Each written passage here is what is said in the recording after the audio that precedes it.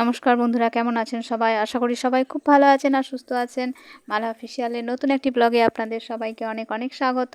আজ হচ্ছে বৃহস্পতিবার আর আজ মেয়ের স্কুল শুরু হচ্ছে, মানে গরমের ছুটির পর থেকে আজকেই স্কুল শুরু, আজ প্রথম দিন। তো যাই হোক, এই কিছুদিন গেল বেশ ভালোই কাটানো হলো ছুটি।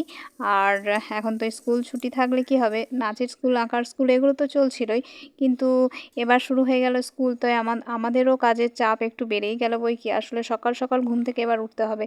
যখন স্কুল ছুটি থাকে তখন কিন্তু আমরা চেষ্টা করি একটু বেশিক্ষণ ঘুমাতে, কিন্তু না, যাই হোক, মেয়েকে স্কুলে দিয়ে আসার পর তারপর ও এনেছিল বাজার থেকে কিছু চিংড়ি মাছ আর কয়েক পিস মাছ।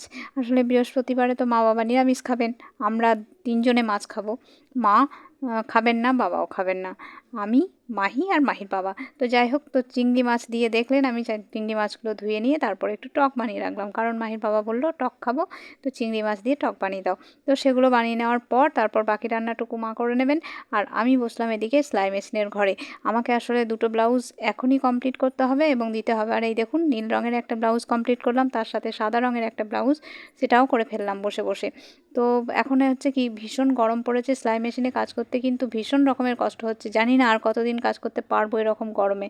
আসলে আবার কি হয়, যদি আমি ফ্যান নিই, ফ্যান নিলে আমার সেলাইয়ের অনেক অসুবিধা হয়। আসলে ফ্যান নিলে খুবই অসুবিধা হয়, মানে কি, সিনথেটিকের কাপড় যদি কাজ করি তখন কিন্তু উড়ে যাওয়ার ব্যাপার থাকে। তো যাই হোক, খুব অসুবিধা হওয়ার জন্য ফ্যানটা সবসময় ব্যবহার করতে পারি না। আর এই দেখুন, এই নীল রঙের ব্লাউজটা মনে হয় আপনাদের পছন্দ হবে, তো ভালো লাগলে অবশ্যই লাইক করবেন। আর বাকি ব্লাউজগুলোকেও আমি ঠিক করে নিলাম, মানে এগুলো এখনও অনেকটা কাজ বাকি আছে, সেটা হচ্ছে ইস্ত্রি করতে হবে। আয়রন করলে তারপর এটার কাজ কমপ্লিট হবে। হুক ঘাটি বসিয়ে ফেলেছি, তবে হাতের কাছে একটা ব্লাউজের একটু ডিজাইন করেছি, পিঠে একটু ডিজাইন দিয়েছি, বাকিগুলো সব নর্মাল হয়েছে। আর এই আর কি। তো ব্লাউজের কাজ হয়ে গেলে তারপর আমি দেখলাম আমার কিছু দোকানের অর্ডারের কাজ আছে, তো সেগুলো কাটিং করে রাখতে হবে। কাটিং করে রাখলে কি হয়, আমার সেলাই করতে সুবিধা হয়। আর কি জানেন তো, যখন সেলাইয়ের কাজ করি তখন কেটে কেটে এমন একটা অভ্যাস হয়ে গেছে যে অনেক সময় কি হয়, অনেক মাপ আমার ফিতের দরকার হয় না। হাতের মধ্যে একটা আন্দাজ মতো কেটে নিলে দেখি তারপর ঠিকঠাক মাপেই এসেছে। তো তাই বলে যে আমি আন্দাজে সব কাজ করি এটা কিন্তু নয়, ফিতে নিয়ে অবশ্যই করি, তবে কিছু কিছু কাজ থাকে যেগুলো ফিতে দরকার হয় না এখন আর।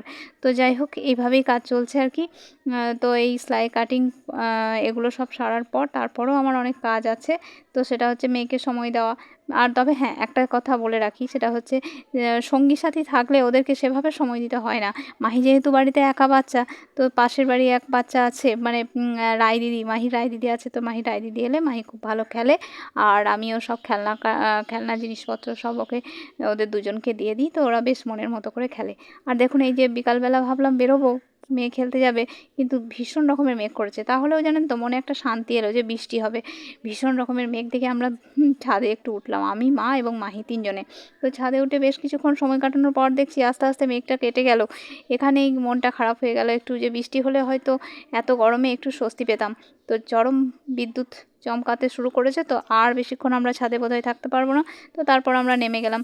আর গরম তো গরম রয়েই গেল, কারণ বৃষ্টি তো হলো না। তো তারপর কী করলাম, একটু রান্নাঘরে ঢুকতে হলো, আমাকে রান্নাবান্নার কাজ করতে হলো। তো দুরকম রান্না হবে আজকে, একটা নিরামিষ হবে, একটা আমিষ হবে।